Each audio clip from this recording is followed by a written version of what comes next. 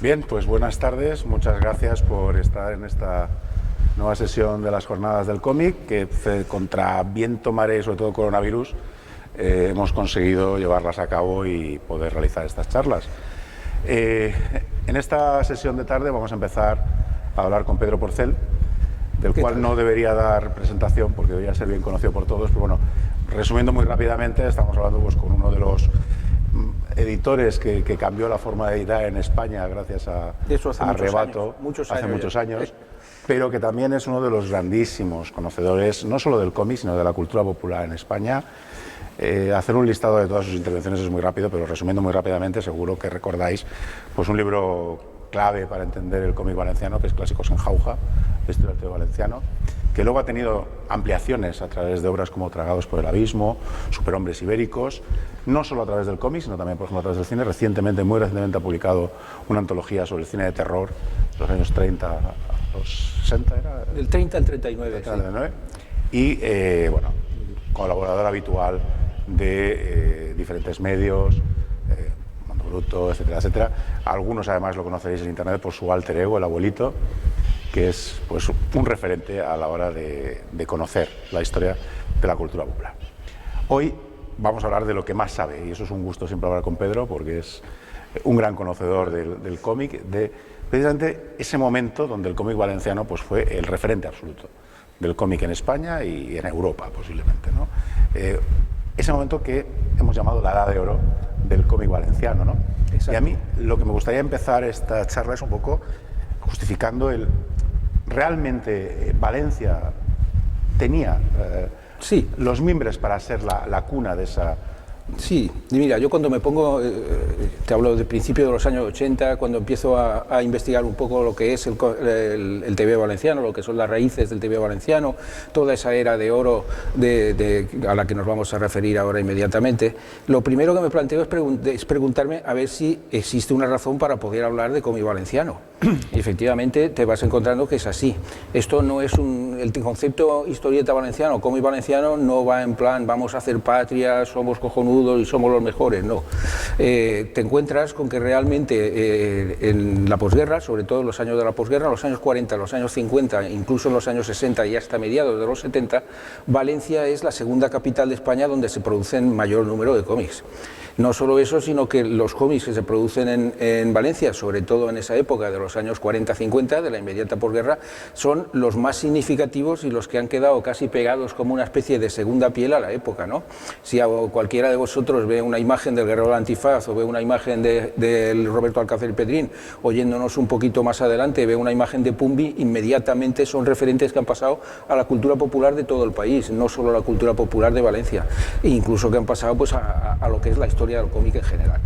O sea que en ese sentido podemos hablar de cómic valenciano. ¿Cuáles son los límites? Para mí no resulta importante que un autor haya nacido en Albacete, que el otro haya nacido en Valladolid, que el otro trabajara aquí o que uno que está aquí trabaje solo para Barcelona. Yo la historia del cómic valenciano, o la edad de oro del cómic valenciano, la conceptúo en función de la industria que había aquí. Acordaros que vamos a hablar de una serie de historietas, vamos a hablar de unos cuantos decenas de miles de páginas de historieta, que se dice pronto. Esos decenas de miles de páginas de historieta, la mayor parte no son lo que ahora podemos considerar unos tebeos momias, ¿no? Unos tebeos momificados que ya carecen de todo interés. El estudio de todos esos miles de páginas de historieta tendría el interés en dos vertientes. Una es el interés puramente histórico, si queréis, o sociológico. Todas esas páginas de historieta reflejan de alguna manera cómo éramos nosotros en aquellos años 40, en aquellos años 50, porque la historieta era un medio, no nos olvidemos nunca, masivo, era un medio que se consumía por decenas de miles o centenas de miles de ejemplares tirados, distribuidos cada semana, y porque la mayor parte de autores también solían pertenecer o solían venir de las clases populares, no era un arte que requiriera una formación inmensa y que el autor fuera una especie de pontífice diciendo un discurso, ¿no? El autor pues era un poco más o menos, tenía el mismo nivel cultural que sus consumidores que sus lectores, ¿no? Esa sería una parte. La otra parte es que la inmensa mayoría de esas historietas, lógicamente, asumiendo que utilizan códigos de hace muchos años y asumiendo que reflejan una sociedad de hace muchos años, siguen siendo hoy enormemente disfrutables, o sea que son muy divertidas, ¿eh?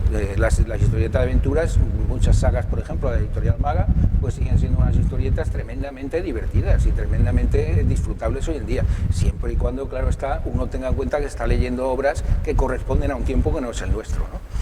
Pero, en fin, esos serían los dos motivos fundamentales por los que uno se inclina a estudiar este tipo de cosas, más allá de un interés que no tiene nada en este sentido de arqueológico.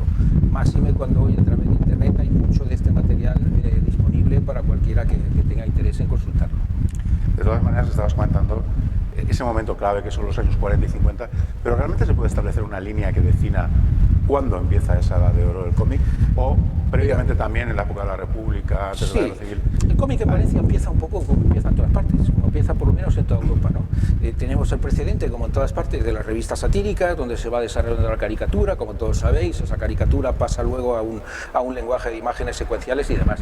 Aquí en Valencia teníamos además la tradición de las aucas, en cuanto a lo que es la narración, si no en secuencias, sí en escenas conectadas a través de viñetas. Y teníamos esa tradición de aucas, teníamos la tradición de las revistas satíricas. ¿Qué revistas satíricas? Pues hombre, fundamentalmente en la época de la República nos acordamos de La Traca, que era la revista del editor Carceller, un editor de folletines, de publicaciones psicalípticas, como se decía entonces, del porno de la época, y de publicaciones como la misma Traca, pues que eran ferozmente antimonárquicas, comecuras y ultrarrepublicanas en este sentido, ¿no? Lo cual, por cierto, le valió el fusilamiento al editor Carceller cuando los nacionales entraron en Valencia, al final de la Guerra Civil, y lo cual le valió también el fusilamiento a una serie de autores más que iban allí. El cómic valenciano nace en esa tesitura, ¿no? Nace más o menos en los últimos 20, los primeros 30, cerca de la República. Y hay publicaciones como La Semana Gráfica, que es una publicación, pues como fuera ahora el Valencia Plaza, para entendernos, de la época, de los años 20, primeros 30. Ahí ya aparece una historieta de Antonio Bercher, que ya tiene una cierta continuidad y demás. Pero vamos, el estreno del cómic así valenciano un poco más oficial, digamos, un tipo de cómic ya más tradicional, más moderno, más asumible según nuestros criterios hoy día, es a través de dos factores. Uno, un editor dedicado fundamentalmente a los folletines, a la novela por entregas, a novelas también de corte medio psicalíptico, medio escandaloso.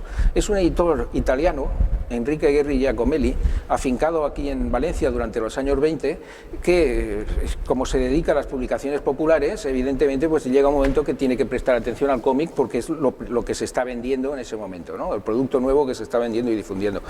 Y el otro precedente sería el de la revista Los Chicos, que es el suplemento del Mercantil Valenciano. El periódico El Mercantil Valenciano edita semanalmente un suplemento que se llama Los Chicos, muy bien maquetado, exquisitamente maquetado por Luis Dubón, que es uno de sus autores también, es un ilustrador clásico valenciano, ilustrador y pintor clásico valenciano.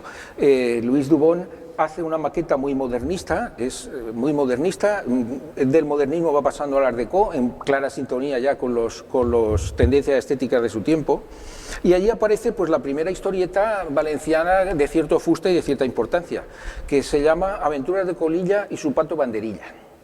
Estas Aventuras de Colilla y su pato Banderilla son obra, por cierto, de un señor que es mexicano, Juan Pérez del Muro. Es un dibujante mexicano que viene a España durante, no sé si en 1918 o 19, no recuerdo exactamente, se instala primero en Barcelona, luego se instala en Valencia y aquí empieza a dibujar pues, tanto en revistas satíricas como en este suplemento Los Chicos. Colilla es un personaje que en cierta manera pues, prefigura un poco a Pumbi, es decir, hace una revisión de todo lo que era el mundo aventurero, el mundo de la aventura, el mundo del género y demás, y lo hace pues en clave un poco de humor, un poco tomando como inspiración pues los dibujos animados de Disney y demás, ¿no? Y la historieta pues de aquella época de Cabrero Arnal y otros autores que publicaban desde Barcelona, ¿no? Colilla llega a tener en Valencia una popularidad tremenda, Esto estamos hablando prácticamente del año de la República. De hecho, hay una portada de Los Chicos en la que corresponde a 1931, al 14 de abril, que aparece Colilla con un gorro, con el gorro frigio republicano, con una bandera y diciendo «Viva la República», ¿no? Esa época un poco marca el comienzo de esta edad de oro del TVO valenciano, que evidentemente se va a ver frustrado o interrumpido por la irrupción de la Guerra Civil, como todos podemos imaginar, ¿no? De todas maneras, ese momento también, evidentemente, los problemas que vienen detrás de la guerra, problemas, por ejemplo, por el tema del racionamiento del papel, todos los problemas derivados de la propia desaparición de la industria, etcétera, etcétera, hacen que también Valencia, en ese sentido, fuera pionera en la elección de una serie de, en este caso, de decisiones empresariales, como la elección de formatos, por ejemplo, que hacen que sea clave, ¿no?, en la evolución del TVO. La incorporación del, por ejemplo, formato cuadernillo. El formato cuaderno, que va a ser clave. El formato cuaderno, ahora explicaré de dónde viene, pero vamos, lo primero que hay que hacerse a la idea, pues vamos a trasladarnos mentalmente un momento a 1940. Joder, pues, un momento muy malo, evidentemente, ¿no? La sociedad está absolutamente en ruinas. Valencia, concretamente, pues lleva muy poco tiempo con las nuevas autoridades franquistas aquí mandando. La censura, como os podéis imaginar, es absolutamente tremenda.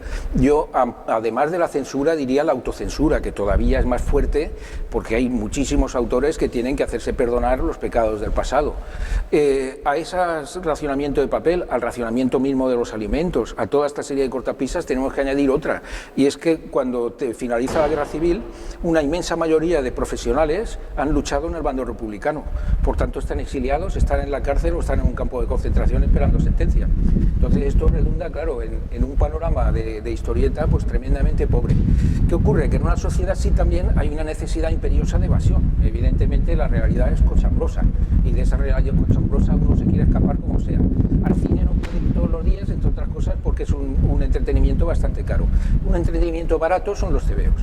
Un entretenimiento barato, un TVO cuesta relativamente poco dinero, un TVO tiene mucha vida más allá del comprador que lo compra al kiosco, se difunde a unas 8, el cálculo son unas 8 o 10 personas, 8 o 10 lectores por cada TVO que se publica, ¿no?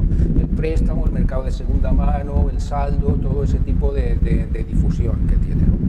Y eso marca pues lo que va a ser la edad de oro popular, del TVO popular en España, vamos a decir popular, porque no nos olvidemos que estamos hablando de unas historietas que son una industria, y como toda industria son una mezcla de comercialidad y una mezcla de arte, ¿no? Pero el factor comercial prima porque el editor, cuando se dedica a sacar TVOs, no lo hace porque sí, lo hace para ganar dinero, ¿no? Esto sería un poco el marco donde nos ponemos. En este Valencia cochambrosa de 1940, pues hay un precedente, hay un señor que se llama Juan Puerto. Este señor se había dedicado ya antes de la guerra a imprimir una serie de folletones, que eran aquellas novelas por entregas que se entregaban. Normalmente el primer número se regalaba y luego la gente funcionaba por suscripción. No estaban en el kiosco, sino que un señor iba a casa del suscriptor, le pasaba, en fin, y le traía cada semana su entrega, ¿no? Normalmente eran unos tochos de 1000 o 2000 páginas, más bien 2000 páginas, con enormes desgracias de huerfanitas y demás. Pues recuerdo a Abuela Pronto, Rosalía, la hija del engaño, Soledad, nacida entre el fango, en fin, podéis ver que por este tipo de títulos ya os podéis imaginar los contenidos, ¿no? Bebés abandonados en el quicio del convento de las monjas y luego recogidos por una familia pobre que en realidad son hijos de un aristócrata, en fin, todo lo que es ese tipo de cosas. Este señor, Juan Puerto, no es que tuviera un interés especial en todo esto, era un hombre avispado y provenía me parece, de Crevillente, y llegaba a Valencia, pues quiere buscarse la vida, empieza a buscarse la vida con este tema.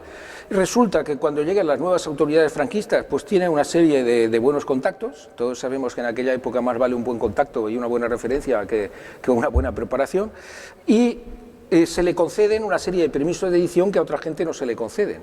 Entonces, este formato de la novela por entregas ya empieza a ser una cosa completamente desfasada, detrás ya ha venido el folletín y demás, y él decide probar fortuna con la historieta.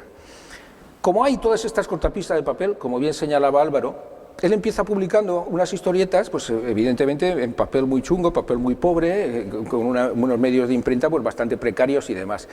En un formato que es apaisado, un poco más pequeño de lo que es un folio y que va a ser el fundamento del cuaderno de aventuras. De este tipo de cuaderno de aventuras son 10 páginas, normalmente una portada a color, 10 páginas, dentro a blanco y negro, y una historieta que continuará. Es decir, que semana a semana o cada 15 días se va continuando la saga aventurera. Estos cuadernos de aventuras, realmente el formato proviene de Italia, de la Italia fascista, y se han dedicado en Italia primero a publicar así lo que eran las tiras diarias americanas clásicas, los Tarzán, Flash Gordon, en fin, y Mickey Mouse y compañía, porque precisamente, claro, al tener el formato de tira apaisada, pues el formato apaisado le viene muy bien. Y de ahí nace. Aquí empieza en los años 40, tanto por parte de Puerto como por parte de un editor, Lotario Becchi, que es un editor también italiano, afincado en España, con hispanoamericana, que publica las tiras americanas. Para hacer la competencia, Puerto empieza con los cuadernos de Roberto Alcázar, incluso con los cuadernos de Roberto Alcázar y con otros anteriores, ¿no? El cuaderno de aventuras va a ser, junto con la revista de contenido vario, la revista que lleva pues varias historietas normalmente de humor, el Pulgarcito, Jaimito, en fin, todo ese tipo de publicaciones que más de uno tendréis en la cabeza o habréis conocido, aunque sea referencias, el TVO, el Pulgarcito, Jaimito, el mismo DDT que da título aquí a la exposición adjunta, ¿no? Ese es un formato. El otro formato, ya digo, es el cuaderno de aventuras. Puerto empieza publicando cuadernos de aventuras, empieza publicando las aventuras de Roberto Alcázar y Pedrín, en las que entraremos ahora enseguida, y una serie de cuadernos monográficos. Tener en cuenta que en aquel momento los permisos de edición se otorgaban publicación por publicación, es decir, no había un permiso, no te daban un permiso para editar una colección, la colección de aventuras tal, no. Tú cada fascículo tenías que ir a la dirección general correspondiente, pedir el permiso de edición y se otorgaba para ese número. Para el siguiente número, aunque fuera la semana siguiente, había que volver a pedir otro permiso de edición. Claro, esto hace, por ejemplo, que Puerto empiece con publicaciones monográficas, con cuadernos que empiecen y acaban esa semana, porque no está seguro de si la semana siguiente le van a dar el permiso para seguir editando o no. Así nace una colección que se llama Selección Aventurera, pues que los contenidos son, el nivel gráfico es muy bajo, todo hay que decirlo, suelen ser autores que acaban de empezar, y es normalmente por lo que he dicho, porque los profesionales de verdad están en la cárcel, están en un campo de concentración esperando sentencia, o están en el exilio, o sencillamente se han muerto, o sea que... Entonces, que el chiquet sabe dibujar un poco, pues hombre, voy a dibujar tebeos y así a ver si me saco 3 pesetas que son necesarias para que coma la familia. El nivel de exigencia del mercado es muy bajo porque no hay nada. Es un mercado completamente yermo. Entonces, como hay esa vida de evasión, uno que sepa dibujar, que sepa hacer la O con un canuto, para entenderlo, ya le vale para hacer tebeos. Esto progresivamente, este nivel irá subiendo y el mercado pues exigirá unos estándares de calidad. Pero no los tiene en esta selección aventurera que hace Valenciana, donde publica normalmente adaptaciones de películas, es uno de los nutrientes. Tener en cuenta que el cine y los tebeos son 2 medios que han ido siempre de la mano y que en el imaginario del lector de los años 40, de los 50, pues van más todavía de la mano, son las 2 vías principales que tiene de evasión. Y a partir de ahí pues empieza ya a estabilizarse un poco, empieza distribuyendo a nivel Comunidad Valenciana, la distribución inmediatamente pasa ya a escala nacional, dentro de un orden, porque también es uno de los sectores que ha quedado completamente destruido después de la guerra, el sector de la distribución. Y poco a poco, entre el año 40, 41, 42, Valenciana ya se va presentando como, detrás de Hispanoamericana, que es la editora esta que se dedica a publicar a los americanos, digamos a los clásicos americanos, Editorial Valenciana ya en los primeros años 40 se destaca como la editorial más importante de España con producción propia, con una serie de dibujantes en nómina que le hacen productos especialmente para ello. Aquí estaría el papel pues, de Roberto Alcázar, como te puedes imaginar, en primer lugar, ¿no? Evidentemente, el inicio en Roberto Alcázar es significativo. Una serie que además nace con una clara vocación, junto con otras de las series que nacieron, que era, como tú has dicho, de evasión. Evasión. Porque evidentemente lo que necesitaba la gente era olvidarse de lo que tenía en la calle y de lo que tenía en casa, necesitaba salir, pero que nace también como una especie de pecado original a la hora de ser considerada y tener una leyenda negra alrededor suya. Hay una leyenda negra. Que yo creo que en muchos casos tú mismo has reivindicado. Bueno, yo he llegado hay que leerlo. Hay que leerlo. Es decir, Roberto Alcázar tiene una leyenda negra, Roberto Alcázar y Pedrín, inmediatamente hay un reflejo detrás de todos vuestros cerebros que cuando dice Roberto Alcázar y Pedrín dice facha, facha, facha. No, vale, eso es una leyenda negra. Vamos a meternos en la cabeza de una vez. Es más, voy a repetir lo que he dicho en numerosas ocasiones. Desafío a cualquiera que me enseñe unas viñetas de Roberto Alcázar en las que haya una exaltación del fascismo, una exaltación del nacionalismo o una exaltación de los regímenes autoritarios y demás. Es decir, no lo hay. Hay exactamente el mismo que en cualquier otro personaje de la época. Es una historieta que, si queréis, o bajo los estándares de hoy, está mal dibujada. Eduardo Bañó, que es su autor, es una persona pues un poco torpe, digamos, a nivel de dibujo, que curiosamente a lo largo de 30 años evoluciona muy poco. Esto se puede ver como un mérito o como una característica, como mínimo, ¿no? Pero lo que hace Bañó, ¿qué es? Bañó o sus guionistas. La persona que crea a nivel de guión Roberto Alcázar es un militar republicano y lo crea desde la cárcel. Es decir, para que veáis la poca afinidad que había de los creadores con el nuevo régimen, ¿no? Es Jordán Jover, que es un señor que desde la cárcel, como estaba también Juan Arizmendi, o Alfonso Arizmendi, quiero decir, y otros autores de Valenciana, envían los guiones desde la cárcel. Los escriben en la cárcel y desde allí se los remiten a Editorial Valenciana se los encarga a Eduardo Bañó. Roberto Alcázar es una historieta. El mundo de Roberto Alcázar realmente es una continuación del mundo del folletín, de lo que había sido el folletín de los años 30. ¿Y cuáles eran los pobladores de ese folletín de los años 30? Bueno, pues eran tribus de indios salvajes, de negros caníbales, sabios locos, monstruos, conjuraciones de gángsters, de aquellos que iban con el sombrero ladeado, el cigarrito siempre encendido en la comisura de los labios y la metralleta dispuesta para disparar. O sea, es el mundo del género, pero ya, digamos, destilado, puro, no sin ninguna excusa. En Roberto Alcázar, por ejemplo, como no existe el tiempo, pues Roberto puede estar en el fascículo 3, puede estar combatiendo a los indios curipachas, como les ponen estos nombres tan curiosos, a los indios curipachas en la selva de Brasil. En el siguiente número está en un puesto de la Ayun pegándose con los moros, y en el siguiente número pues lo encontramos combatiendo a un sabio loco que ha encontrado la manera de volver a vampiros gigantes invisibles. O sea, claro, todo esto en unos guiones muy simples. Tener en cuenta que era un TVO que se vendía para ser consumido inmediatamente, para que no te quedaras con la intriga de lo que iba a pasar al número siguiente, y que ofrecen al lector qué es lo que quiere. Pues hombre, básicamente quiere maravilla, sorprenderse, para olvidarse, como dice Álvaro, de la cochambre que tiene a su alrededor, quiere maravilla y quiere mamporros, porque es lo que ve en el cine y es lo que le divierte. Una buena sesión de tortazos y malo que aparezca cachiporrazo encima de la cabeza. Esto lo adobas con unos cuantos chascarrillos de Pedrín y sobre todo con unos guiones que de puro ingenuos rozan lo desvergonzado y entran a veces de lleno en lo salvaje y en lo naif, ¿no? Y te hace una historieta pues muy, muy asimilable. Es una historieta, es una papilla. Roberto Alcázar es una papilla que condensa y que destila todos esos elementos del mundo del género y se los ofrece ya masticados a un lector que tengamos en cuenta que no es que tenga un bagaje cultural muy grande, no es que se vaya a entretener mucho en ver los mecanismos narrativos ni ninguna de estas cosas, ¿no? Tiene unos momentos muy buenos, Roberto Alcázar. Hay una saga de casi 30 números en la que están combatiendo a Svintus, el hombre diabólico, que, en fin, que viene a ser un trasunto del Drácula de Bela Lugosi, en el que la saga se adentra además por los terrenos del terror, que tanto me gustan, muy en sintonía con el cine de los años 30, que todavía se sigue distribuyendo en una España en la que tengamos en cuenta que fuera está la Guerra Mundial. Por tanto, material de fuera prácticamente no entra. Y a la Guerra Mundial va a seguir además un periodo autárquico muy largo, ¿no? Quiere decir que nos vamos a tener que nutrir en España de nuestras propias fantasías y de fantasías heredadas de los 30. El imaginario de los 30 se prolonga en España durante muchos años precisamente por estas circunstancias, ¿no? Dentro de ese imaginario de los 30, dentro de esos modos narrativos, dentro de ese mundo del folletín, es donde cabe ubicar el enorme éxito de Roberto Alcázar. Hay que decir que las tiradas de Roberto Alcázar en su buena época no bajan de los 100.000 ejemplares. 100.000 ejemplares de cada cuaderno, más reediciones de los cuadernos anteriores. Roberto Alcázar son 40 años. Prácticamente nace cuando viene Franco y prácticamente se muere cuando se muere Franco. Otro factor que, en fin, vamos a decir que también alimenta su leyenda negra, ¿no? Pero vamos, es una leyenda negra que a mí me gusta siempre quitar de encima porque realmente no es científica. Nace de una serie de butats para epatar que se dicen en los años 70, pero que no responden a una realidad, ¿no? Quizá también porque la lectura que se hace de Roberto Alcázar muchas veces se saca del contexto de la época de la creación. Totalmente. Es decir, también hay que pensar quién lo crea.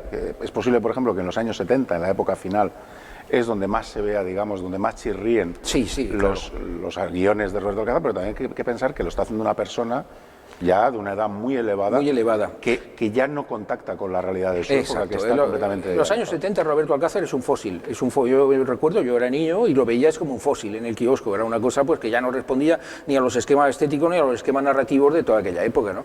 Como muy bien ha señalado Álvaro, uno de los guionistas más prolíficos de Roberto Alcázar es Federico Amorós, del que si ha lugar luego comentar un poco más. Federico Amorós es un señor que se crió con el cine mudo. En una entrevista, la única que le conozco yo, pues declara su admiración por Hugh Gibson y por una serie de cabañistas, como decían entonces, ¿no? Que eran las películas aquellas de vaqueros del cine mudo, el cine de cabañistas y demás. Y es un señor pues que el año 74-75, como dices tú, la conexión que tiene con la sociedad actual es muy escasa. Y ya de hecho, en cuanto empiezan a aparecer los hippies, pues cuadernos hay donde aparece Roberto y Pedrín zurrándole a los hippies, o una famosa portada, la del almanaque, me parece que es el año 66, donde aparecen Roberto y Pedrín zurrando a un grupo de pop asimilable con los Beatles. O sea que, es decir, ¿todo esto qué quiere decir? Que era facha, ¿no? Era una serie hecha por unos señores de valores conservadores que reflejaban el pensamiento conservador de la inmensa mayoría de sus lectores. O sea, no nos engañemos, ¿no? En este sentido. Sí, bueno, incluso yo recuerdo alguna historieta que, claro, la sacas de contexto ahora, por ejemplo, cuando hablan de el papel de la mujer, ¿no? Una libertina, que lo que tendría que estar haciendo en casa con su marido, o buscando marido, y cosas así, pero claro, es que era el pensamiento de la época. Estos chicos modernos, pseudoexistencialistas, niños bitongos, que llevan estas camisas de flores y colores, en fin. Y claro, ya no sé si es el comisario o el otro, le dice una frase muy parecida a aquella de que dicen en El Verdugo. Está claro, amigo Alcázar, la raza degenera, ¿sabes? Entonces, claro, eso te lo ponen en bandeja, pero claro, para leer esto hay que ponerse en el contexto pues, del año 47, 48, 49, 51, es decir, en aquel momento era lo normal, o sea, ¿no? Y en el momento que aparecen los Beatles en España, excepto a una minoría, muy minoría de jóvenes, a todos los demás le parece una aberración aquellos chicos con el pelo largo. Por tanto, que Roberto y Pedrín zurren a un conjunto pop de la portada de un almanaque, pues parece una cosa incluso deseable, ¿no? Son casi un testimonio, ¿no?, de la época. Es un testimonio. A nivel sociológico, desde luego, es una mina. Roberto Alcázar es una mina a nivel sociológico, tan grande como puedan ser los tebeos de Bruguera, con ese retrato que hacen satírico de la sociedad de los años 40. Y a nivel artístico, pues si lo tomas como puede ser una obra maestra del naïf y puede ser pues un auténtico petardo de historieta que total. Ahora, por mucho que lo consideremos petardo, hay un factor que al que siempre tenemos que dar vueltas, y es que fueron 1200 y pico números publicados consecutivamente, otra serie extra que tiene otros 100 números poco más o menos, que cuando termina el número 1219 en el año 75, cuando muere Franco, o el 76 recién muerto Franco, empieza a publicarse en color, alcanza otros 300 o 400 números más. Es decir, sí, era muy malo, sí, es detestable, sí, pero tiene un éxito indudable. Esto no lo podemos obviar, ¿no? Y en ese sentido, Roberto Alcázar es una historieta importante dentro de tal. Y es la primera que marca esa predominancia, digamos, de lo valenciano dentro de lo que es el mercado. Sigue siendo la historieta realizada por un autor único, en este caso Eduardo Bañó, más longeva de la historia europea. En Europa no hay otro equivalente a una historia realizada por un mismo dibujante, aunque con algunos Bañó tiene una serie de ayudantes y demás, pero es la de más largo recorrido, sin duda. Bañó tiene una serie de ayudantes que nos consta que son mucho mejores dibujantes que él y que uno no puede dejar de sorprenderse de decir... Tenemos aquí en la exposición de Manuel Benet, precisamente... Aquí tienes a Manuel Benet, tienes a José Luis Macías, tienes en fin, casi todos ellos, ya quitado José Luis y Manuel, creo que los demás ya han fallecido, ¿no? Pero vamos, son dibujantes normalmente mejores que Bañó, y que uno no puede dejar de preguntarse el sacrificio y el esfuerzo que les tenía que costar dibujar mal, porque coño, normalmente dibujaban bien y cuando hacían Alcázar tenían que dibujar mal, pero era lo que quería la gente. Esto lo podemos dejar en el apartado misterios, o si queréis damos otra charla otro año y nos dedicamos monográficamente a Roberto Alcázar, ¿no? Esto, en fin, anécdotas aparte en este sentido, pues ya digo, claro, el tener un personaje que está tirando 10.000 ejemplares una semana, 20.000 la siguiente, 30.000 la siguiente, y que no hace más que ser demandado por el público, afianza tanto a Editorial Valenciana como a Valencia como uno de las capitales del cómic. Desde luego, la primera es Barcelona, eso está claro, y la segunda es Valencia. Es decir, la producción madrileña es muy escasa, suele ser una producción además muy dominada por los gerifaltes de la época, ¿no? por curas falangistas y demás ralea, que en fin, hacen pues tebeos claramente propagandísticos, que estos sí que son tebeos con unos contenidos claramente propagandísticos, más profascistas o más pro-tradicionalistas en otros casos, como son el Flechas y Pelayos y demás. Hay que decir en favor de los lectores que Flechas y Pelayos, por ejemplo, es un semanario que edita El Régimen, en el cual se publican pues, muchas historietas, pues, desde hazañas imperiales a otras historietas sencillamente mal hechas, porque la confección del semanario es bastante descuidada, no le prestan atención. Es un semanario que no gusta a los lectores. Es un semanario que todavía hoy se encuentra porque se hacían unas tiradas millonarias, pues se repartía en todos los locales de la OGE, en todos los colegios, etcétera, etcétera. Pero yo dudo que hubiera mucha gente que se acercara al kiosco y pagara los 60 céntimos que valían el Flechas y Pelayos, porque por esos mismos 60 céntimos tenía otra serie de publicaciones que le ofrecían frescura, mamporros y diversión, pues sin necesidad de glorias imperiales de aquellas que tan huecas sonaban a todos, ¿no? De todas maneras, Valenciana en ese sentido supo seguir apostando por esa producción propia, sí. Y muy rápidamente después de los de Alcázar y Pedrín vuelve a tener otro bombazo que también ejemplifica, también ha tenido su cierta leyenda negra,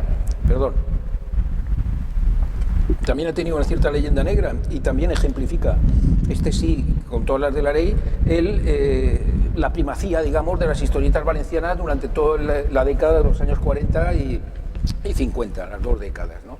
Evidentemente hablamos del Guerrero del Antifaz.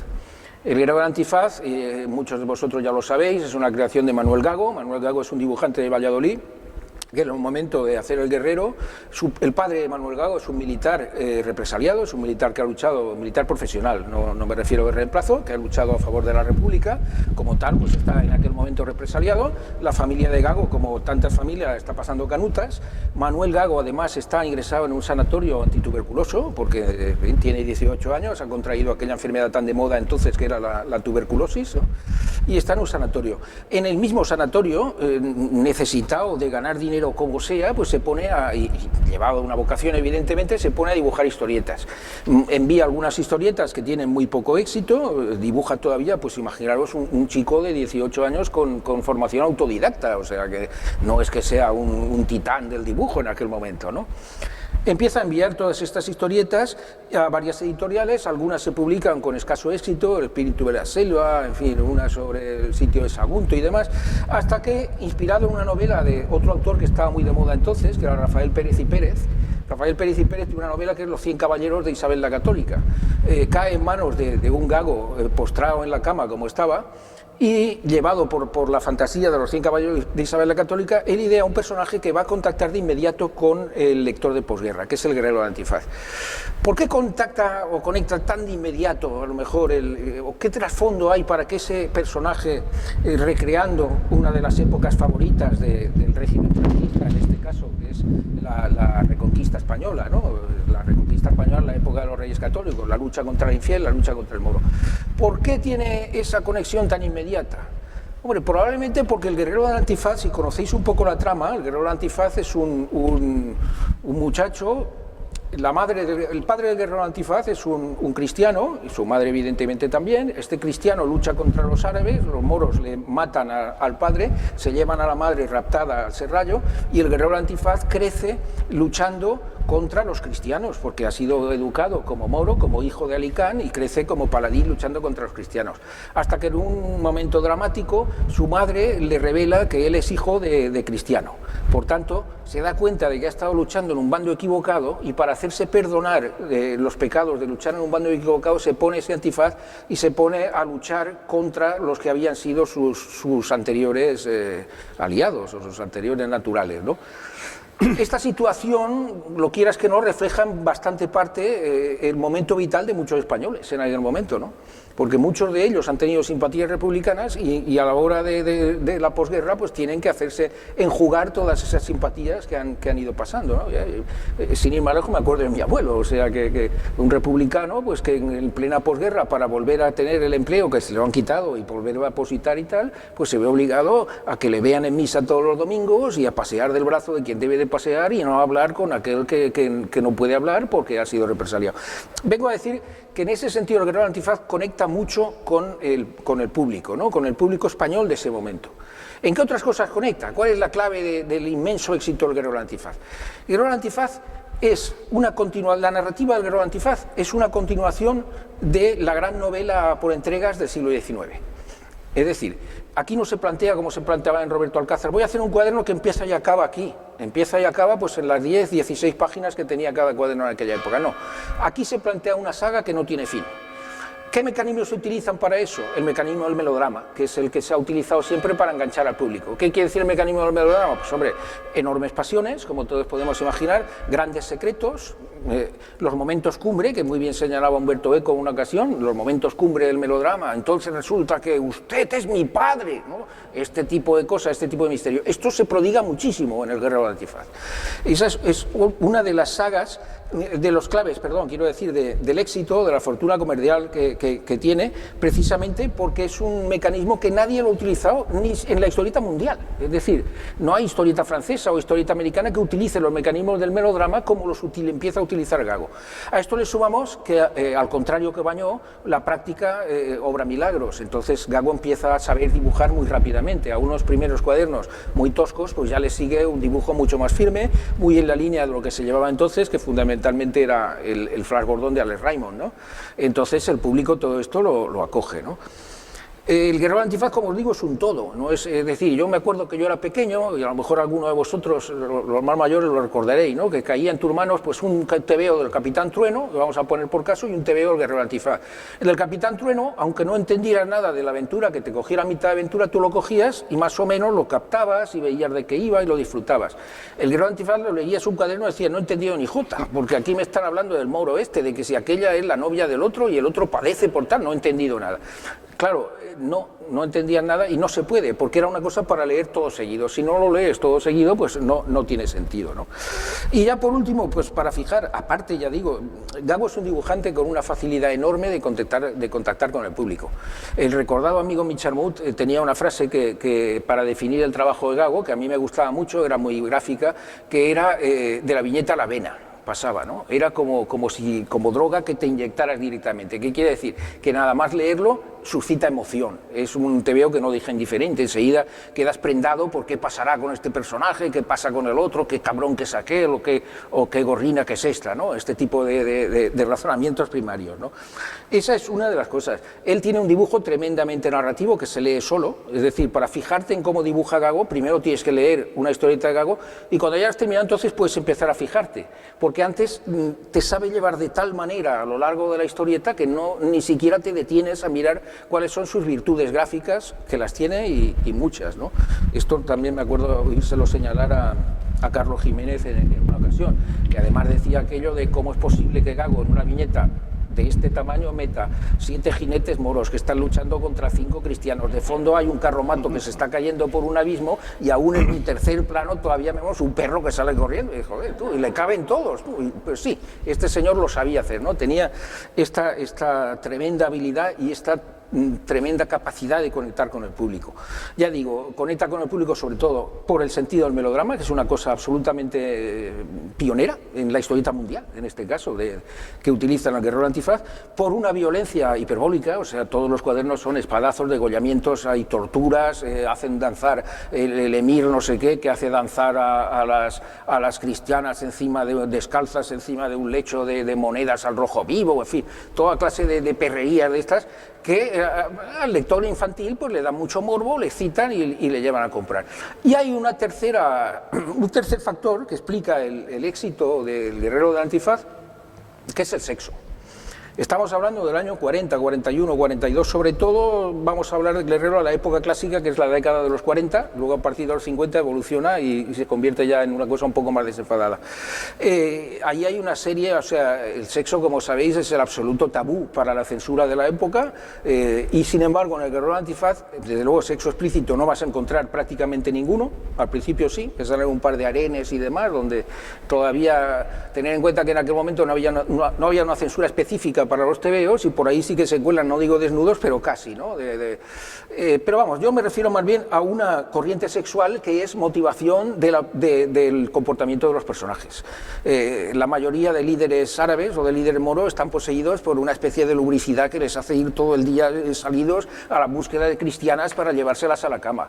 Una vez tienen a la cristiana, recuerdo uno que está en el lecho agonizando y se hace atar al pie de la cama a la cristiana para mirarla con unos ojos, como mirada lasciva que dice ahora, ¿no? Con unas miradas lascivas desde la cama mientras está agonizando para que le alegre sus últimos momentos.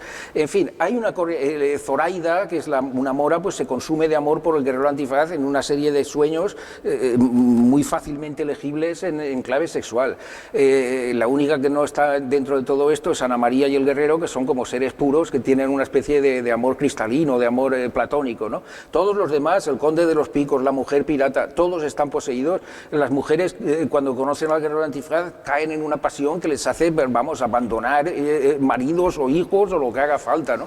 Toda esa corriente de sexo, ¿no? Tener en cuenta que, claro, estamos hablando de la década de los 40 y yo creo que el sexo era el elemento que se echaba más en falta en cualquier tipo de narración, ¿no? En el cine, en la novela, en cualquier, porque estaba precisamente prohibido. Claro, la habilidad de Gago y de los guionistas que vienen detrás de Gago para meter ese clima tórrido, porque el guerrero antifaz parece como que debajo vayan corriendo corrientes de lava generadas por la misma pasión de los personajes, ¿no? Desorbitada.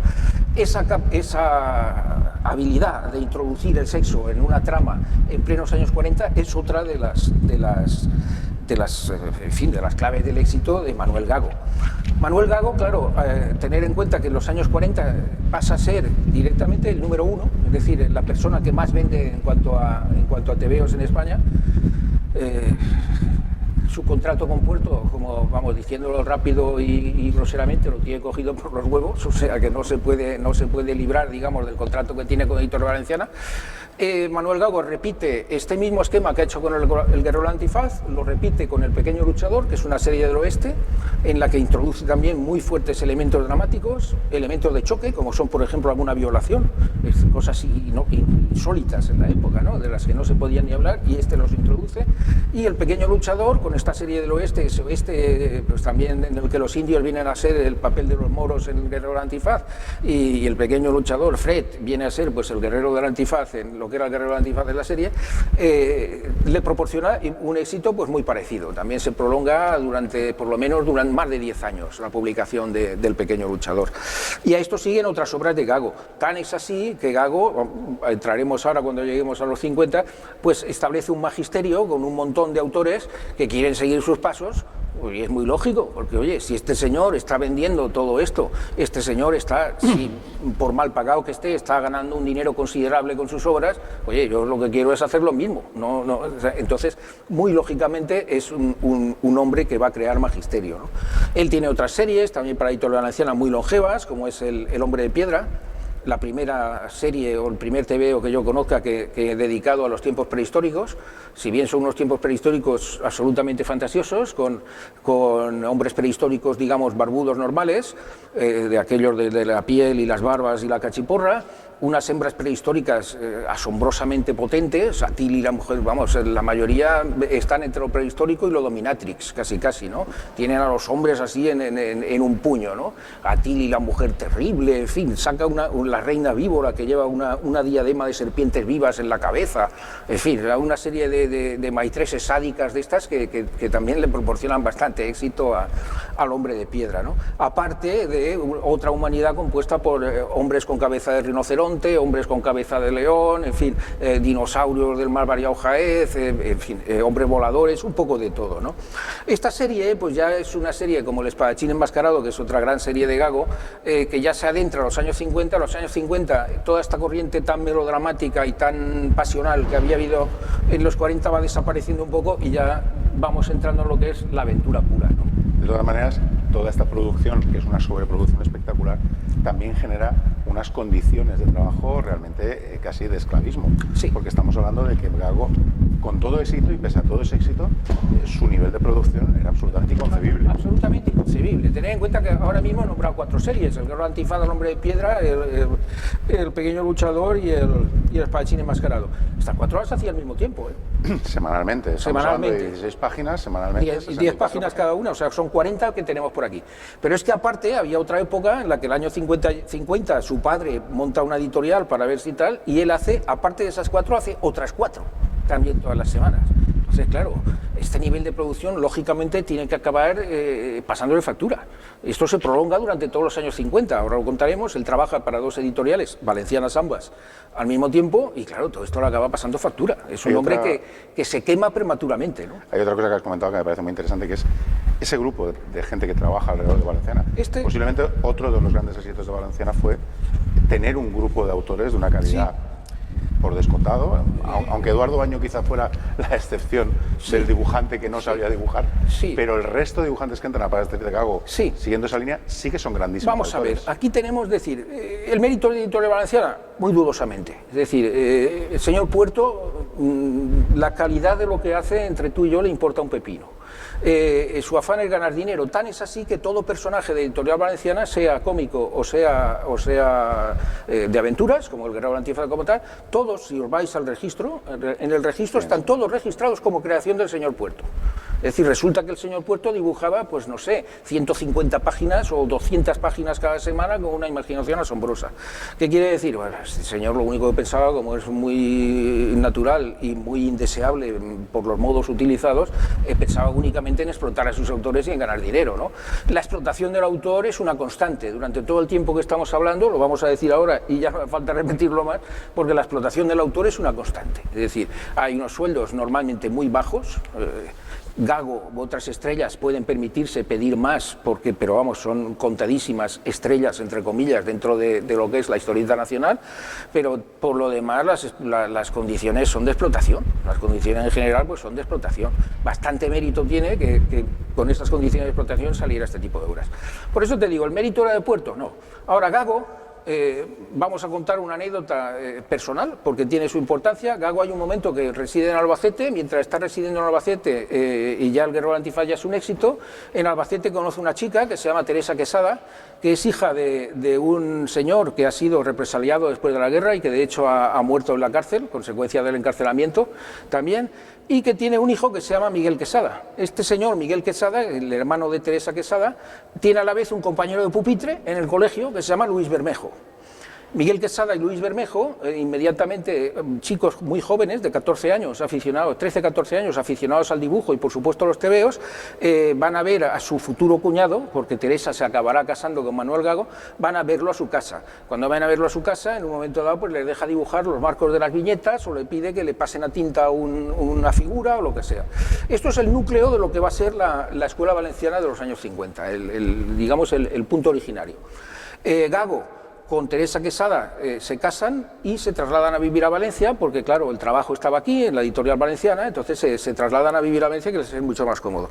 Con Gago y con Teresa Quesada viene Miguel Quesada y al poco tiempo aparece Luis Bermejo, Miguel Quesada, que entonces tiene 13 o 14 años. Con 13 o 14 años ya se pone a dibujar una serie por encargo de Gago, dibujar y hacer los guiones, se llama La Pandilla de los Siete.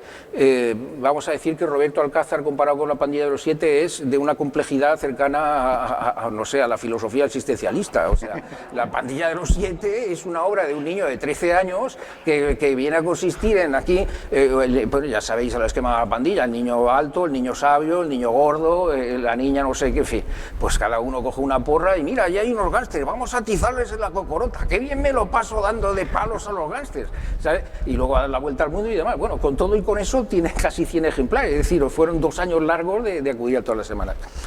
¿Qué ocurre? Miguel Quesada está aprendiendo de Manuel Gago. Cuando Luis Bermejo llega a Valencia también, se pone a vivir o comparte estudio con Miguel Quesada y a la vez los dos están aprendiendo de Gago. A partir de aquí se crea toda una escuela, ya digo, basada en el éxito de esta fórmula, y nace esta escuela valenciana. Con todo esto se lo encuentra el señor Puerto pues de casualidad y mira, muy bien que le viene, ¿no? ¿Qué ocurre? Pues que llega un momento, en el año 50 o 51, que Gago se harta de las condiciones de Valenciana. Miguel Quesada y Luis Bermejo y compañía están buscando otros horizontes, de hecho han empezado a colaborar con Bruguera y con otras editoriales de Barcelona, y aquí se crea una editorial que se llama Garga de Gago. La funda el padre de Manuel Gago, que ya ha salido de la cárcel, funda la editorial pues para explotar la obra del hijo.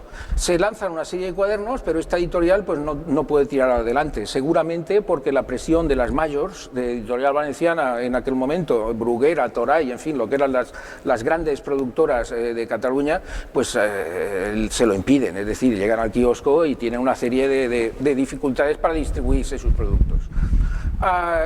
No se desaniman y entonces el año siguiente, el año 51, se funda la editorial Maga de Manuel Gago padre, no hijo, es decir, no estamos hablando de dibujantes sino del padre, el militar, ¿no? Allí el capital está formado por todos los hermanos Gago, por Manuel, Pablo, Luis, en fin, todo lo que son los hermanos Gago, y empiezan a publicar una serie de colecciones de aventuras que no tienen mucho éxito, hasta que en el año 51 o 52 Miguel Quesada ilustra dos series de cuadernos que van a tener un éxito inmenso y que van a dar lugar a que esa escuela valenciana de dibujantes se consolide ya, se consolide y se haga uno de los núcleos creativos más importantes, yo diría el más importante durante los años 50 y uno de los más importantes durante los 50, 60, 70 por lo menos, ¿no?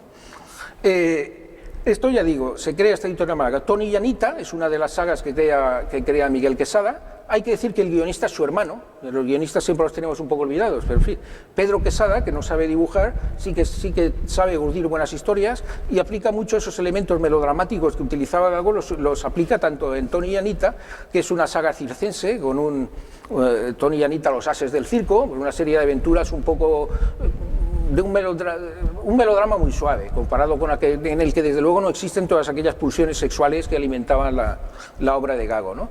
Y Pacho Dinamita, que es una historia de boxeadores vascos.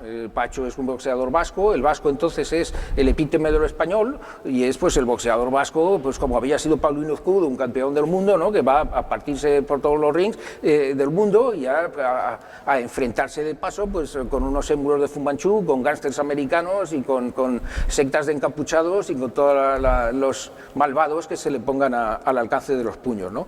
Estas dos series tienen un éxito inmenso. Esto consolida la fortuna de Editorial Maga. Editorial Maga solo se dedica al cuaderno de aventuras, ya digo que es propiedad de los Gago, y los Gago es la fórmula que saben que triunfa comercialmente, y empieza a multiplicar la fórmula que tienen para competir con las mayors, ya digo, con Bruguera, con Toray, con Grafidea y demás, es inundar el mercado. Cada 3 o cada 4 semanas sacar una colección nueva, de forma que el kiosquero se vea obligado a reservarles un espacio a los productores de Maga, porque son muchos, ya no es aquello de que tú mandas solamente una colección a la semana, ¿no? Esta es un poco esto. Este tipo de historietas de Maga conectan de inmediato, son unas historietas todas de aventuras, son unas historietas, ya digo, ya alejadas de lo que es el esquema del melodrama más propio de la posguerra, y es pues un poco la aventura pura y dura, lo que uno se puede encontrar en los cines de los 50 con las películas de Hollywood, de espadachines, o las películas, los grandes clásicos de piratas, o es un poco todo ese tipo de historias lo que se encuentra reflejado. Hay dos autores. Hemos dicho que Manuel Gago era el maestro, digamos, luego tienes a Miguel Quesada, tienes a Luis Bermejo, que más tarde hará las aventuras del FBI, más tarde será un dibujante mundialmente conocido, que ya están aquí trabajando en Valencia, tanto para Valenciana como para la incipiente Editorial Maga. Hay otros dos autores, otros dos hermanos, como los Quesada en este caso, que viven en Cartagena, que saben dibujar y que se vienen a Valencia también a buscarse la vida. Son los Ortiz, es José Ortiz y Leopoldo Ortiz. El José Ortiz que luego veremos pues en Cimoc, en fin, y en Paraguarren y todo este tipo de historietas. Ellos empiezan, cuando empieza Maga, se vienen aquí a Valencia y se ponen a dibujar también. Claro, ¿dónde iban a dibujar? Pues no tienen sitio. ¿Dónde van todos? A casa de Gago. Es literalmente en su casa, en su estudio, donde todos se van juntando, y ahí es donde se establece ese núcleo de la escuela valenciana, lo que se puede llamar propiamente escuela valenciana de los 50. Escuela porque hay un magisterio, Escuela porque hay una forma común de todos de entender la historieta, es una historieta predominantemente narrativa, de evasión y con los códigos de género, y con un dibujo realista que presta muchísima atención a la anatomía y muy poca atención realmente a todo lo que es fondos o ambientación, ¿no? Ese tipo de dibujo, con este tipo de guiones que tanto recuerdan al muchacho que los consume, lo que era el cine que puede ver los sábados o los domingos, pues tiene un triunfo y una conexión tremenda. Maga llega a publicar, Maga se funda en el año 51 y deja de publicar TVOs en el año 66. Luego hay una serie de años que publica unos álbumes de cromos que los más viejos del lugar sin duda recordarán. Álbum Maga de vida y costumbres de los vikingos o de América y sus habitantes y demás. Todos aquellos los hacían quienes habían sido anteriormente dibujantes de TVOs. Ya digo, Maga va lanzando entre el año 51 y el 65, pues ahora no me lo sé de memoria, pero creo que si digo 80 o 90 colecciones no meto la pata por ninguna parte, es decir, tiene una producción inmensa, inmensa. Lógicamente no son solamente Gago, Quesada y los hermanos Ortiz quienes hacen todo esto. Hay una serie de dibujantes que van afluyendo a Valencia o mandando sus trabajos desde otro lado, pero que sus patrones estilísticos responden también al de la escuela valenciana, que era el que hacía Maga. Ahí está Jesús Serrano, que proviene de Melilla, me parece, Ceuta o Melilla, no recuerdo ahora exactamente, que también viene a vivir a Valencia. Aquí tienes a Sergio, Alfonso Sánchez Castelló, que crea a Goceta, una versión, en fin, ultracómica y ultra disparatada del Zorro, en fin, a toda una serie de profesionales que confluyen en Valencia y que en ese momento hacen que Valencia se convierta realmente en una de las grandes capitales de la historieta.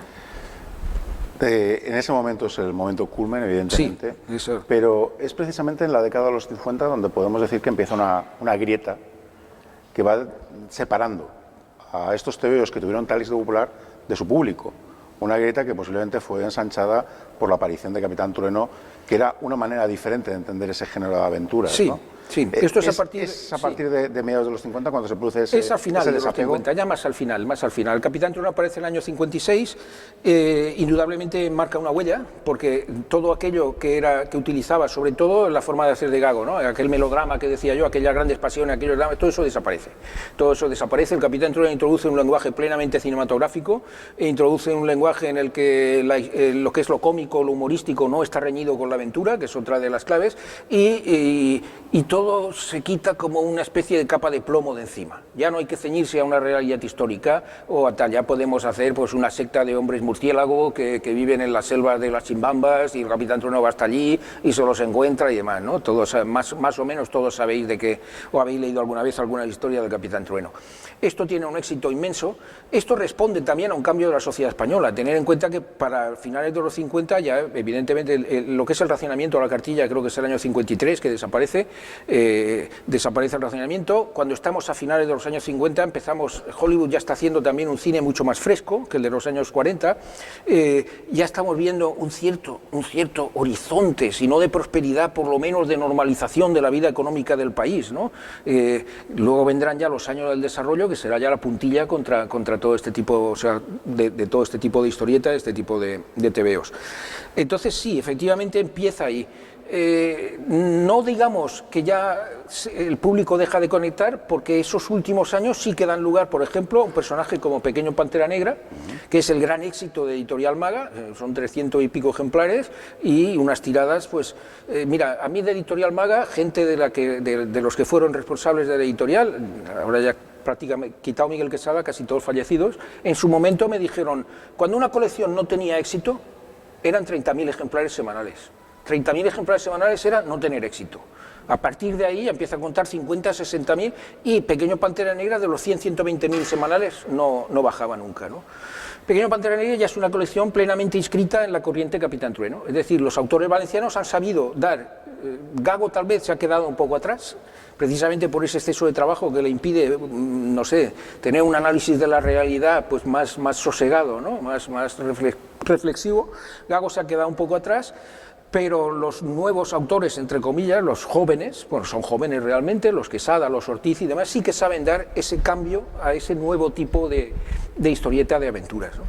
De hecho, cuando llegue la época de las agencias, cuando llegan los años 60, los primeros años 60, prácticamente todos son fichados por las agencias y se ponen a publicar con unos sueldos para aquella época astronómicos para los tebeos de guerra británicos, para los mercados británicos y francés fundamentalmente, con unos sueldos, ya digo, entonces sí que se resarcen de todas estas miserias porque pasan a cobrar unas cantidades que para la España de la época son desorbitadas. En fin, hablabas con Miguel Quesada, con Luis Bermejo, te decía, el primer coche que hubo en mi barrio fue el mío, o sea, es el primer tío que se compró coche aquí en todo el barrio era yo, ¿no?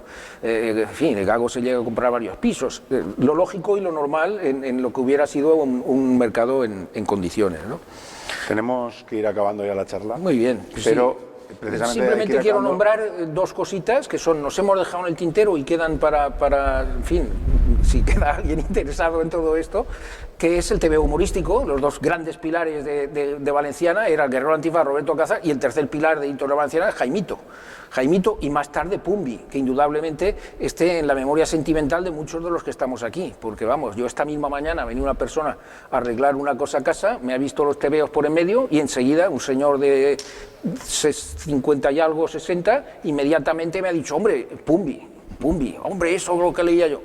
Todos recordamos Pumbi, todos recordamos Jaimito. Igual que hubo una escuela valenciana de dibujantes con un estilo, digamos, muy identificativo y que hizo de Valencia una de las capitales del cómic durante los 40-50, esa escuela realista, hijos de Manuel Gago, existe otra escuela valenciana de dibujantes de humor, agrupados en torno a la revista Jaimito y agrupados en torno a Pumbi. Hay que nombrar, aunque sea rápidamente, a José Sánchez, evidentemente, que es el creador de Pumbi, en la mente de un poco de todos, a Palop, a José Palop, a Carpa, que era Rafael Catalá, y que era un poco el dibujante de Jaimito, y a Jesús Liceras, en fin, a Edgar con su Caperucita Encarnada, y a un montón de personajes que otro día pues, nos dará tiempo de abordar un poco más. Yo solo me gustaría acabar preguntándote, claro, tenemos ese momento de cambio que estábamos comentando ahora, tanto en el tebeo de humor como en el tebeo de aventura, que Bruguera sí que lo encarna bien, sabe adaptarse a ese cambio social que tú estabas comentando, ese avance que da la maduración de la propia sociedad española y ese cambio sociológico que se da. Bruguera sabe aprovecharlo, pero ¿por qué Valenciana no supo adaptarse a los no solo Valenciana, ni Maga, ojo, ni Toray en Barcelona, ni todo lo que eran las grandes casas de Barcelona, la única que sobrevive a todo esto es Bruguera, es decir, todos los demás no saben encajar el cambio. ¿De dónde viene este cambio? Un poco de lo que decíamos antes. A partir del año 64-65, sobre todo el 65, han empezado los planes de desarrollo. El franquismo ha celebrado los 25 años de paz. Esto ya se ve como de otra manera. El español medio empieza a notar, aunque sea débilmente, que dentro de un tiempo ya se podrá equiparar con el europeo, por lo menos sueña con ello, ¿no? Tenemos un medio de ocio que es la televisión, que no solo va a quitar horas de ocio para leer los tebeos, sino que va a introducir unas formas narrativas y sobre todo unas formas temáticas a través de los telefilmes, los invasores, el viaje al fondo del mar, en fin, todos aquellos de la primera etapa de la televisión, que ya nada tienen que ver con el héroe aventurero de los años 40-50, ¿no? Con el justiciero de los años 40-50. Tenemos un recrudecimiento fortísimo de la censura en aquella época, se crea ya a partir de mediados de los 50, ya se crea una censura específica para los tebeos y eso redunda en que en el año 64-65 vamos, en unos tebeos que se quieren ya más parecidos a una hoja parroquial que a un tebeo. Como anécdota rápida, pues os cuento que el Pantera Negra, al que hemos visto siempre como un Tarzán luchando contra civilizaciones perdidas, platillos volantes en medio de África, superviviente del Imperio Romano y toda clase de fantasías, en el año 66 se va a defender a un misionero porque está dando la misa cuando el cura eleva el cáliz, los negros caníbales que vienen a comérselo caen todos de rodillas milagrosamente, en fin, y el tebeo acaba con Pequeño Pantera Negra, a quien hemos visto en Taparrabos, Epítome de la libertad de un muchacho en la selva, vestido de monaguillo y cantando coros, claro, aquello lo veía el lector de los años 60 y decía, esto es una mierda, o sea que esto, las cosas como son, ¿no? Entonces, ese cambio no se supo. ¿Qué ocurría también? Tú lo has dicho, los cuadernos estaban impresos en mal papel, era una presentación muy precaria. Cuando llegan la medida de los 60, queremos olvidarnos de todas las roñas de la posguerra, queremos ser europeos, queremos ser modernos, ¿no? Entonces eso nos recuerda demasiado la posguerra. Hay unos intentos por parte de Editorial Maga, se hace la revista Flecha Roja, la revista Pantera Negra, un poco con el modelo Pilot, ya con una combinación de historietas europeas y de historietas autóctonas. que podía haber triunfado, pero que como en un par de años no da unos beneficios inmediatos y fuertes, pues Editorial Maga los cierra. Eso nos va a sumir en una crisis del tebeo, de lo que es la historieta o el tebeo popular, pues que va a culminar con la desaparición prácticamente completa del tebeo popular, cuando a principios de los años 80 cae el gigantesco imperio de Bruguera y Editorial Valenciana cierra sus puertas también. Es decir, responden a un cambio de ciclo y a un cambio de época. Los tebeos de los 40-50, primeros 60, reflejan muy bien esa sensibilidad social de aquel momento. Esa sensibilidad social cambia y cuando hay un cambio, pues hay víctimas, inevitablemente. Y para bien, para mal o personalmente para mi desgracia, pues se acabaron todo aquel tipo de historietas tremendas, de historietas ingenuas, de historietas codificadas y de historietas enormemente disfrutables. No sé si tenéis entre el público alguna pregunta para Pedro, si alguno quiere hacer alguna pregunta más. Sí. En la calle, primero lo tenía en Triador y luego durante muchísimos años en la calle Calixto III. Tan es así que los dibujantes de Valenciana, entre ellos, me comentaron, ya te digo, hace muchos años, ¿no? Y ahora ya no queda prácticamente ninguno, pero te comentaban y te decían, nosotros trabajamos cada uno en casa, pero los sábados por la mañana íbamos allí a cobrar. Y era como la oficina siniestra, ¿sabes? Aquella de la Codorniz, había un ventanujo allí, ¿usted cuántas páginas aquí? 20, pues 400 pesetas. O sea, aquel era el único momento en que coincidíamos varios y a lo mejor pues, nos tomábamos un café o nos íbamos al bar de la esquina a charlar un rato, ¿no? Esto era así. Editorial Maga, bueno, ambas tenían esto y tenían taller de imprenta, ¿eh? O sea, que Editorial Maga estaba ya por la antigua cárcel, por Pintor Stoll, que está por allí por la antigua cárcel, y este estaba aquí en la calle Calixto III. Sí, las dos tenían su sede y sus talleres de imprenta. ¿Alguna pregunta más? Hubo otros, en fin, otros intentos editoriales menores, pues que no ha dado tiempo a hablar, que no tuvieron la misma importancia, que sí que aunaron a una serie de autores pues realmente también muy interesantes, como fue el de Editorial Creo, con José Luis Macías, con González Alacreu, que ahora es pintor, bueno, ya es pintor hace mucho tiempo, digamos, era el pintor oficial de la burguesía valenciana, ¿no? Emilio Frejo, en fin, una serie de autores que casi todos, Rafael Boluda, casi todos han devenido en pintores de éxito, sin ningún ánimo con un ánimo únicamente descriptivo de aquellos que pintan falleras y gente vestida de folclore comiendo paellas en la Albufera, para entendernos, ¿no? Pero es, en fin... Y que, como bien decías, conecta toda esta generación con la generación de autores que se fueron a trabajar a agencias, de que tenemos aquí el ejemplo precisamente de Manuel Benet en la exposición que tenemos aquí, que representa precisamente esa transición, ¿no? De cómo pues prácticamente toda esa generación de autores está basada exactamente, en es decir, la que se vivió aquí. Cae todo, el entramado industrial de la historieta valenciana y en gran parte de la española cae, desaparece, y los autores se ven obligados a buscarse la vida. Si además resulta que tienen la suerte de ser buenos, como era en el caso de los Quesadas, Bermejos, Ortices y compañía, y en Inglaterra te están pagando, pues creo que eran 12.000 pesetas por 2 viñetas, por páginas de 2 viñetas, cuando aquí cobraban 1.000 pesetas por un cuaderno de 10 páginas, pues evidentemente no se lo van a pensar 2 veces, ¿no? Eso. Hemos hablado mucho de los dibujantes y demás, guionistas, editores, los rotulistas, ¿se sabe algo de ello? Pues yo sé quién era el de Maga, es el único. El de Maga sí, el de Maga era, nos volvemos a quedar en la familia, era precisamente un primo de Miguel Quesada, que se llamaba José Zafrilla Cerdán. Este señor era muy aficionado a la historieta, muy aficionado a los tebeos, vivía también en Albacete, también se viene a vivir a Valencia, y Miguel le encuentra trabajo. Es un hombre que, en fin, según me dice Miguel, el nivel de dibujo no llegaba como para publicar, y él le encuentra trabajo como rotulista de Editorial Maga, y este señor se rotula no cientos, sino miles de páginas de Editorial Maga. Es un aspecto que nunca tiene nadie en cuenta, verdaderamente. Es muy característica, es la única. Sí. Yo supongo que empezaría con Bañó esta, porque digamos en el año 40 o 41, cuando nace Roberto Alcázar, no hay el entramado es inexistente. Es decir, si un señor te manda el guión desde la cárcel, normalmente es el propio dibujante el que se hace también los escritos. Sí, la de Alcázar es muy característica, es la única rotulación en minúsculas de toda la historia del tebeo español, o sea que... Sí, es un aspecto muy poco recordado, en efecto. Antes de despedir a Pedro, sí que me gustaría recordaros, por favor, que en las charlas de esta tarde debido a cuestiones de seguridad que comprenderéis, si os levantáis para cualquier cosa, para salir o volver, al volver, por favor, utilicéis la misma silla. No os cambiéis de silla para evitar problemas de contacto. Solo este pequeño recordatorio que, perdonad, pero ya sabéis que estamos sometidos a los imperativos de la pandemia.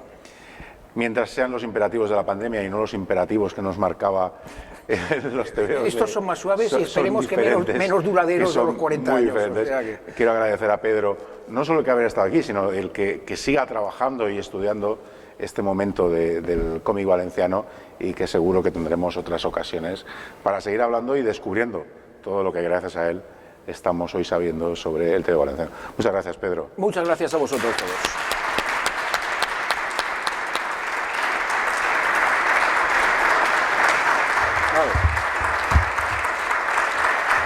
Vamos para abajo. Bueno, seguimos con las charlas. Os recuerdo también que tendremos hoy una visita guiada, aparte de la exposición, por Sergio Oleda, y que tenéis la exposición aquí abierta ya para el que quiera visitarla. Solo os pido que, por también de nuevo cuestiones de seguridad, a la exposición hay que salir por la calle Universidad y entrar por la calle de la nave. No podemos traspasar esto para evitar contacto y todo esto. Muchas gracias. Muy bien. Te digo, espérate.